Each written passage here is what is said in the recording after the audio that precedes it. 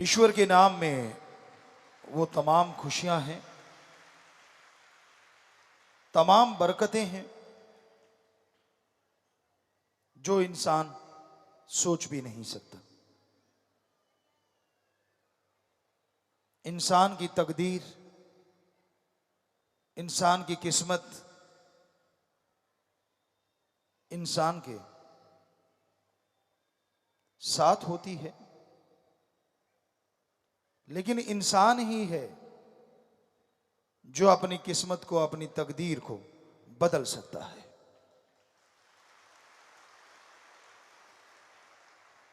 लोग ये कहते हैं जो भाग्य में लिखा है वही मिलता है, लेकिन संत कहते हैं मनुष्य एकमात्र ऐसी जोनी है, ऐसी जून है जिसमें अगर वो चाहे तो भाग्य बदल सकता है।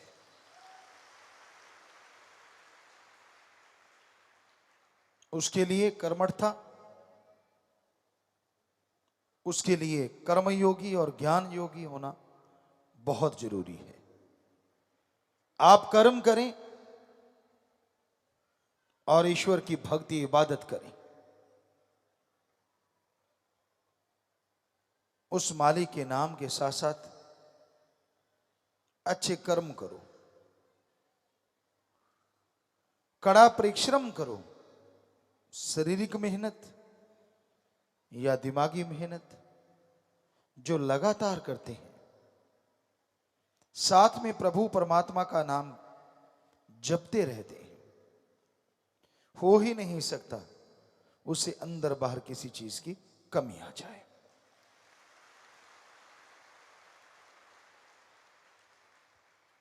इंसान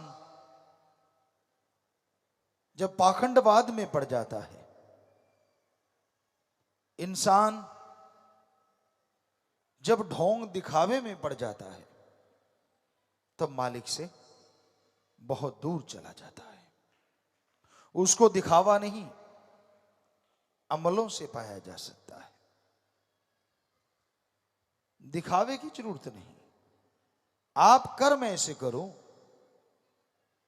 अच्छे कर्म, कड़ा परिश्रम, हक हलाल मेहनत की कमाई और ईश्वर की भक्ति हमेशा मालिक से प्यार बढ़ाती है। और मालिक के प्यार में क्या मिलता है? क्यों करे कोई उस भगवान अल्लाह राम से प्यार?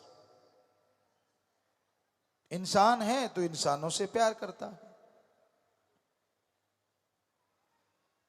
इंसानी प्यार गलत नहीं, लेकिन उसमें हवस ना हो। इंसानी प्यार एक हद तक साथ देता है। विचार नहीं मिलते तू कौन और मैं कौन, थोड़ा झगड़ा हुआ तो तू कौन और मैं कौन। कि मालिक का प्यार ऐसा क्या है जो किया जाए और क्यों किया जाए? इंसानी जीवन में दुख आते हैं, सुख भी आते हैं, ये तो आप मानोगे। हर दिन एक जैसे नहीं रहते, ये भी आप मानोगे। कभी बीमारियां आती हैं, कभी घर में, कभी परिवार में, कभी कहीं तरह तरह की परेशानियां आ जाती हैं। क्या आप ये नहीं चाहते कि जिंदगी में हमेशा एक रस हो, खुशियां ही खुशियां हो, बीमारी आने से पहले कट जाए? कभी उतार कभी चढ़ाव, कभी उतार कभी चढ़ाव, ये जिंदगी का एक अंग है। पर अगर प्रभु से प्यार किया जाए तो वो ऐसे रंग से भर देता है कि कभी पतझड़ नहीं होता। फिर तो मालिक से प्यार करना चाहिए ना। और हैरानी ये है, आप जिससे भी प्यार करते हो कुछ लेते हो, कुछ देते हो। कोई सत्संगी भाई बहन होंगे जो बेगर्ज प्यार करते हैं, अदरवाइज रिश्तों में भी लेना देना लगा रहता है। और हैरानी ये है, प्रभु आपसे कुछ लेता नहीं और देता ही देता है, देता ही देता है। क्यों ना करें उससे प्यार? तकलीफ क्या है जो सारी तकलीफों को मिटा दे, जो पहाड़ जैसी बीमारियों को कंकर में बदल दे?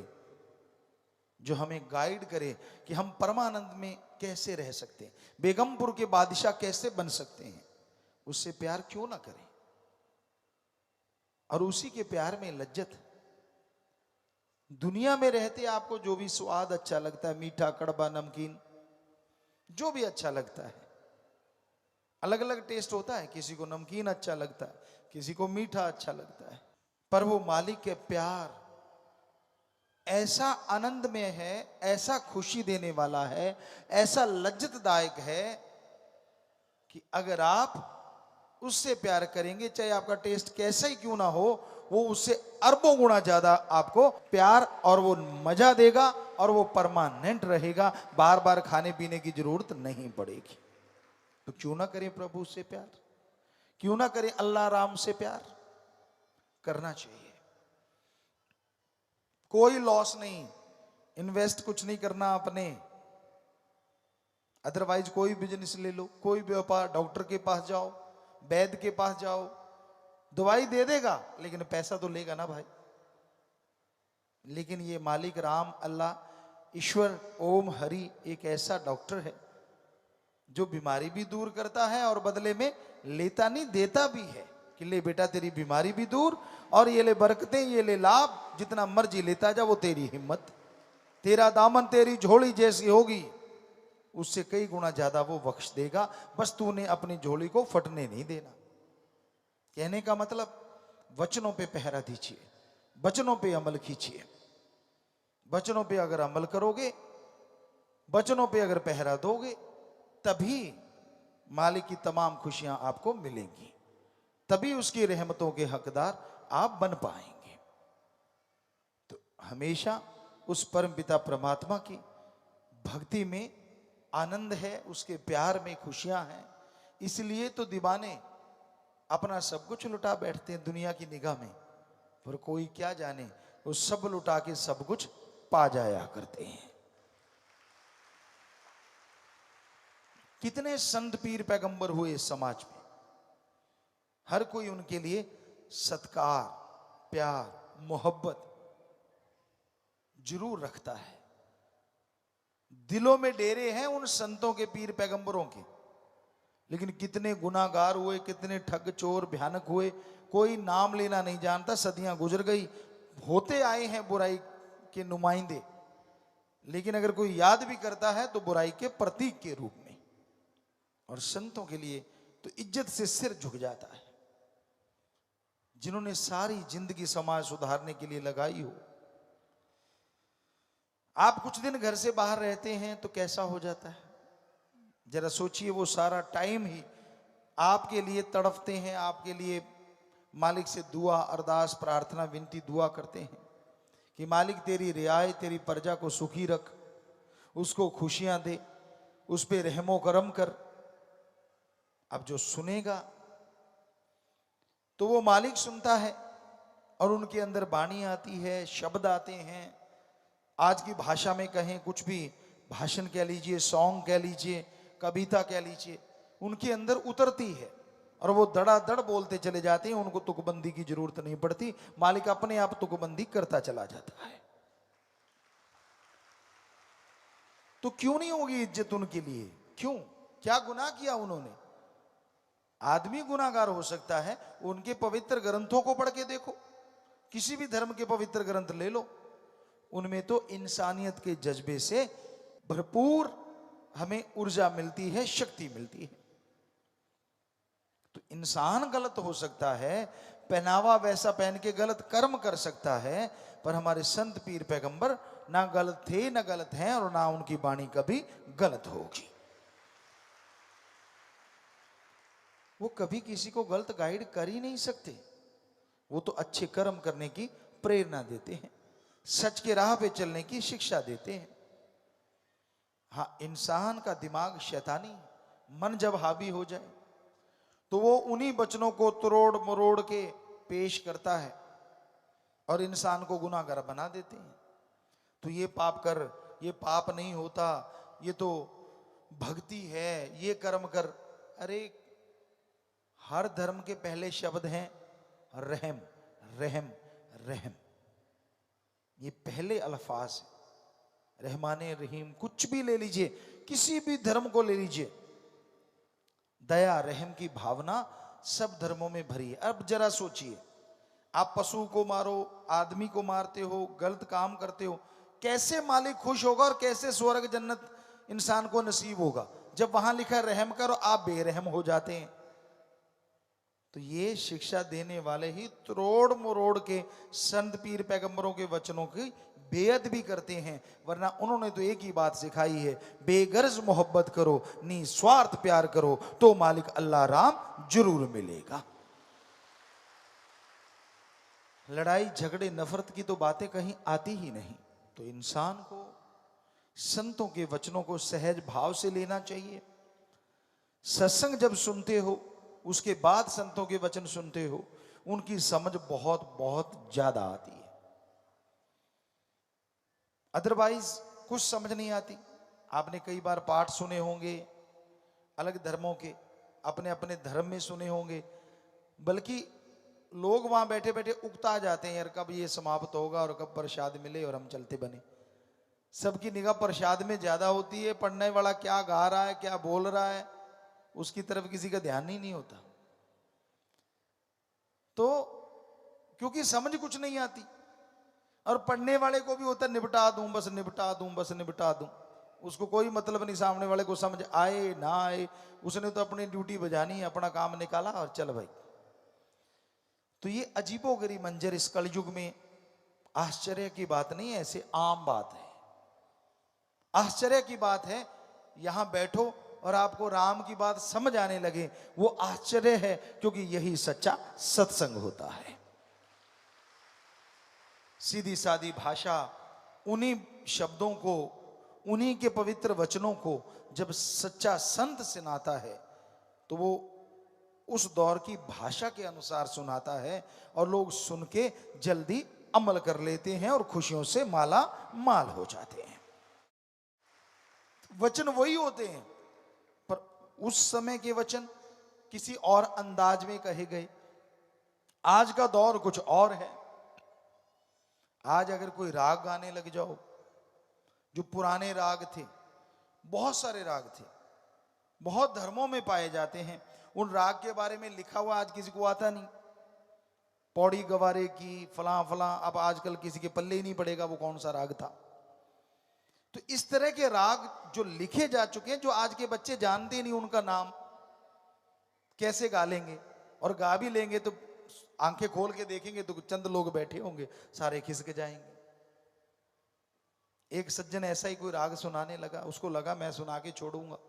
सच्ची बात है, ये बहुत पहले की बात है, अब तो जमाना बहुत बदल गया, तब भी ऐसा हुआ था।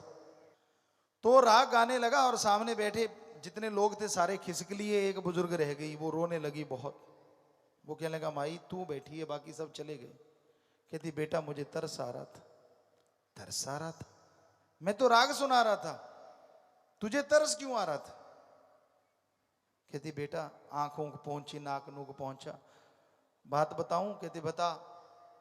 कहते जैसे तू अरड़ा रहा था, रात मेरी भैंस का कटड़ा अरड़ाता रहा, सुबह मर गया, मुझे डर है कहीं शाम तक तेरा काम ना हो जाए, मेरे को तेरे पे तरस आ रहा था। तो ऐसे रागों का ये हाल है आज के दौर में। आज तो जो आप जानते हो गीत संगीत या ये नहीं है कि आज भी नहीं, आज भी बहुत अच्छे अच्छे कव्वाली गाते हैं, आप सॉन्ग गाते हैं तो लोग मस्ती से झूम उठते हैं, क्योंकि वो आज के दौर की है। पर उस समय की गाओगे तो पल्ले कुछ नहीं पड़ेगा। तो संत जितने भी आते हैं, जैसा दौर होता है उसके साथ चलेंगे तो समाज को समझाएंगे, क्योंकि उनका काम समाज को समझाना है, अपनी मान बढ़ाई नहीं कि मुझे फलां राग आता है फलां आता है। मकसद है समाज को सुधारना। वो कैसे सुधरेगा ये भी संत की सोच होती है। तो कहते जैसी हवा चले वैसी ओट कर लो। तो जैसा दौर है वैसी भाषा तो प्रयोग में लानी पड़ेगी ना। बहुत लोगों ने पूछा गुरुजी आपने फिल्म बनाई, क्या जरूरत थी? तो और हम आपको बताना चाहते हैं, हर संडे सरसा में सत्संग होता है। आप दर्ज है, आंकड़े हैं, आंकड़े देख सकते हो। फिल्म से पहले हर संडे जैसे सत्संग नहीं था, तो लोग 200-400 होते थे नशा छोड़ने वाले, गुरुमंत्र लेने वाले। सत्संग होता तो 2 से 4 हजार होते थे। और आज सत्संग भी ना करें, सिर्फ 2 दिन पहले ये बता दें कि गुरुमंत्र दिया जाएगा, और आज नशा छोड़ने वाले होते हैं 10,000 से 15,000। हमने कोई सत्संग अलग से नहीं किया, हमने कोई अलग से कुछ और नहीं किया, बस एक फिल्म आई है। क्योंकि आज की भाषा है, नौजवान इसी भाषा से काबू आएंगे। उनको समझी तभी आती है, अच्छा ऐसे भी हो सकता है, ये भी हो सकता है। कथा वार्ता जितनी मर्जी करते रहो, झंभाइयां लेने लग जाएंगे। तो इसलिए सत्संग भी छोटा करना पड़ता है। क्योंकि एक तो वैसे अलूणी सिल है, नमक मिर्च तो होता नहीं, फिर भी बीच बीच में लगाते रहते हैं। अभी कटड़े वाली आपको सुनाई, ताकि थोड़ा सा बंधा रहे आदमी। नमक मिर्ची है और क्या है, इसमें कोई बात नहीं है। लेकिन अब बिल्कुल अलूणी सिल जिसमें ना नमक हो ना मिर्च हो, खाना बकबका सा खाना अजीब होता है ना। ये अलग बात है कि कुनैन कड़वी होने के बावजूद छुपे हुए बुखार को खत्म कर देती है, ये एक अलग चीज है। लेकिन वो कुनैन लेते कैसे थे पहले, बड़ा ही मुश्किल था। हमारे दौर की हम बात करते हैं, उससे पहले तो शायद होती नहीं होगी। तो कुनैन का घोल आता था, बड़ा कड़वा जहरीला, और साथ में माताएं क्या करती थी, दूध होता था घर में, सारा दिन जो उबलता रहता है, कढ़ाई वाला कह देते हैं या कढ़ाई वाला कह देते हैं। तो उसमें बहुत सारी चीनी डाल देते थे, बिल्कुल भर देते थे चीनी से। तो उसको घोल के रखते थे। बच्चे का नाक पकड़ा, मुंह में कुनैन डाले, वो चीख मारता, नाक बंद है तो नीचे श्वास चला तो कुनैन अंदर चली जाती, ऊपर से दूध चढ़ा देते, तब जाके फिर भी आधा घंटा मुंह कड़वे का कड़वा।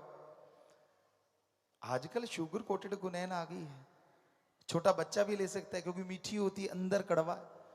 तो वैसे ही संत करते हैं भाई, ये भी शुगर कोटेड कुनैन है। परम पिता जी ने जो शब्द भजन लिखे हैं, अब फिल्में बन रही हैं, ये और थोड़ा सा हनी लेप हो गया, थोड़ा सा और अच्छा लगेगा, जायका सा आता है, और उस जायके में ही काम हो जाता है। हमने तो काम ही करना है, चाहे कुछ भी करें जतन वापिस तो में ले जाएंगे। कुछ भी यत्न करना पड़ जाए, वापिस तो लेके जाना है ना मालिक के दरबार में। यही संतों की ड्यूटी होती है, यही संतों का फर्ज होता है। अब किसी बुजुर्ग को अच्छा ना लगे तो ना लगे भाई, तू तो खा पी लिया, अब जवानों को तो संभालना है। कई होते बैठे बैठे, यो ना काम अच्छा किया भाई, यो फिल्म वाला काम ना जचे, तेरे नहीं जचता, तेरे पड़पोतों को पोतों को सबको जचेगा, और तू तो तर लिया, उनको तो तरने दे कम से कम। कई बैठे बैठे नाक मुंह सिकोड़ते रहते हैं, उनको पता ही नहीं होता ये क्या है। तो संतों के खेल, तुलसी कहे संत को चीना, तुलसी हाथ कान को दीना, जो कि कहे संत को चीना। तो ये बात ही अलग होती है, उनका अपना तरीका होता है, हर किसी का। हमारा तरीका, परमपिता शास्त्र नाम श्याम मस्तान जी जैसा ख्याल देते हैं, जैसी में आवे खसम की बाणी, तैसड़ा करी ज्ञान भी लालो, कि जैसा मालिक ख्याल देते हैं वैसा आपके सामने ज्ञान कर देते हैं। और ये परमपिता शास्त्र नाम दाता रहबर का रहमो करम, कभी भी हम कोई भाषण तैयार करके नहीं लाते, चाहे वो भंडारा हो, चाहे सत्संग हो, चाहे मजलिस हो, एट द स्पॉट जैसा वो ख्याल देते रहते हैं वैसे आपको बताते रहते हैं। शायद इसीलिए हाथों हाथ आप अमल करते हैं तो हाथों हाथ ही उसका असर होना शुरू हो जाता है। बात तो अमलों की है भाई, यहां अमल दिखाया, बाहर जाके कुछ का कुछ खिलाया, तो फिर वो खस्म तो जानता है ना, वो तो अंदर रहता है ना। चालाकी तो उससे चल सकती है, चलो आदमी आदमी से कर सकता है, मैं होशियार हूं उसको पता नहीं चलने देता, पर जो रहता ही अंदर है उससे बताओ कौन सा पर्दा करोगे, वो तो अंदर बैठा है, हर धड़कन में, हर श्वास में है। तो इसलिए हर धड़कन में, हर श्वास में उसे याद करते रहिए, तो वो आपको बेइंतहा खुशियों से माला माल करता ही रहेगा, करता ही रहेगा। उसका ऐसा खजाना है, अरबों लोग उसको लूटते रहें तो भी समुद्र में से एक बूंद निकालें उतना भी खर्च नहीं होता, वो माला माल ही रहता है उसका खजाना। सोचिए कितना बड़ा है। तो उस खजाने को हासिल करना चाहते हो, उसकी खुशियां हासिल करना चाहते हो, तो आप सेवा और सुमरन में ध्यान लगाया करो। जितनी सेवा कर सको, जितना सुमरण कर सको, वही आपको बरकतें देगा, वही आपको खुशियां देगा।